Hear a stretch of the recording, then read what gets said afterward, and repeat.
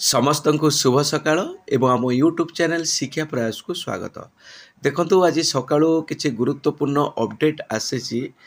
प्रथम अपडेट रहिबो ओटेट पिला मानक पई जो माने ओटेट 2024 रे एग्जाम देइचंती सेमानक पई गोटे गुरुत्वपूर्ण नोटिस आछि। टीचर ट्रांसफर पई मु गतकाली संध्या बेले गोटे अपडेट देइथिली। आज आउ किछि अपडेट अछि आमे देखिबा।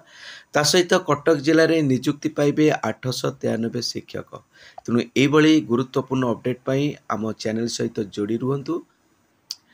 देखि नियंतु बीएससी ओडिशा कटक तरफ ये गुरुत्वपूर्ण नोटिस टी रिलीज होती 18/9/2024 रे जो माने ए 2024 रे ओटेट एग्जाम देइथिले सेमानकर आंसर की वर्तमान रिलीज हो जाइछि जहाँ www.bscodisha.ac.in रे अवेलेबल रहिबो। पिला सेठी तांको आंसर को चैलेंज करि पारिबे।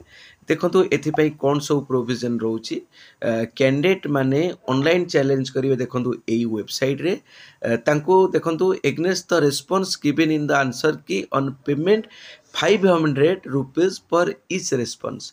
आपण जेटोटी आपणकर आंसर रे आपण माने चैलेंज करिवे प्रत्येक चैलेंज पई आपनको 500 टंका लेखाए दबागु पड़िबो। एथिपाई आपनको ऑथेंटिक सपोर्ट दबागु पड़िबो।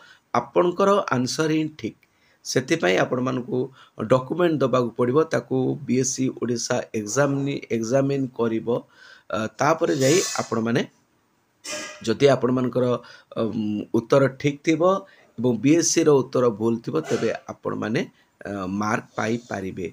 देखंतु एटी क्लियरली मेंशन करा जायछि आपण जो ऑनलाइन चैलेंज करिवे 24/7 दिन राति सब बेले चैलेंज करि पारिबे।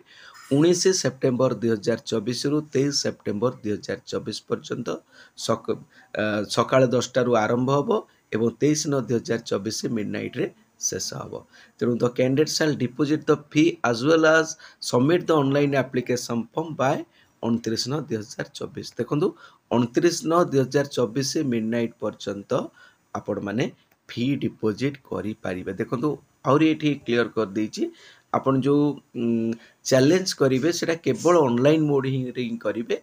आपण कोनसे ऑफलाइन मोड ईमेल बा पोस्टल डिस्पैच बा पर्सनल डिलीवरी माध्यम रे करि पारिबे नाही। देखंतु बीएससी ओडिशा प्रत्येक वर्ष ओटेट आंसर की रे भूल भाल करूची तेणु पिला माने चैलेंज करूछंती। देखंतु गोटे चैलेंज करिबा कहले आपण मानको 500 टंका दबा को पड़िबो निश्चित भाबे।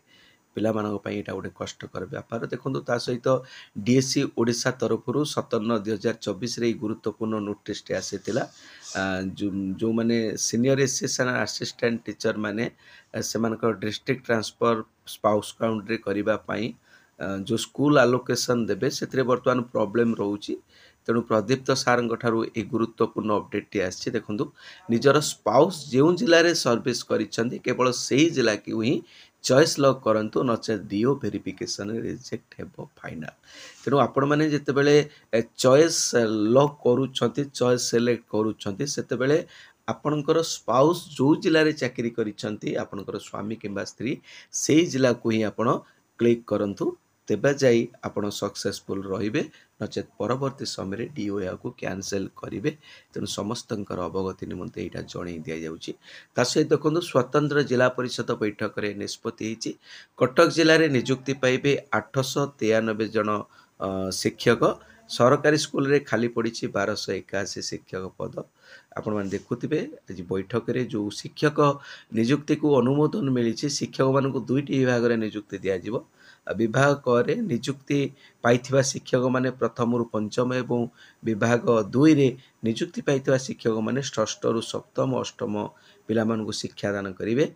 विभिन्न ब्लॉक रे जणे लेखाए शिक्षक थिबा विद्यालय रे प्राथमिकता भितरे शिक्षक पदवी पूरण करा जियो बोली एठी क्लियरली कह जाउची। तापरे छात्र शिक्षक अनुपात और योग्यता आधार को निया जाई खाली पड़िथिया विद्यालय गुड़िकरे शिक्षक पदवी पूरण करा जियो बोली जिला शिक्षा अधिकारी डॉक्टर संतोष कुमार राव सूचना देइछंती। देखंतु एथिरे गुरुत्वपूर्ण व्यक्ति विशेष सब योगदान करथिले। तेणु आमे देखिबा आगामी दिन में कटक जिला केमिति शिक्षक नियुक्ति करा जाउची। एथिला आज आपण मानक पई गुरुत्वपूर्ण शिक्षा भित्तिक खबर। तेणु एई बळे लेटेस्ट अपडेट्स पई हम चैनल सब बेले ଆପଣମାନଙ୍କୁ ସହଯୋଗ କରି ଆସୁଛି, ନ୍ୟୁଜ୍ ଦେଇ ଆସୁଛି। ତେଣୁ ଆପଣମାନେ ଆମ ସହିତ ଯୋଡ଼ି ହୋଇ ରହିବା ପାଇଁ ଯଦି ସବସ୍କ୍ରାଇବ୍ କରିନାହାନ୍ତି ଆମ ଚ୍ୟାନେଲକୁ ସବସ୍କ୍ରାଇବ୍ କରିନିଅନ୍ତୁ। ଆମ ନ୍ୟୁଜ୍ ଯଦି ଆପଣମାନଙ୍କୁ ଅଥେଣ୍ଟିକ୍ ଲାଗୁଛି ନିଶ୍ଚିତ ଭାବେ ଗୋଟେ ଲାଇକ୍ କରିନିଅନ୍ତୁ।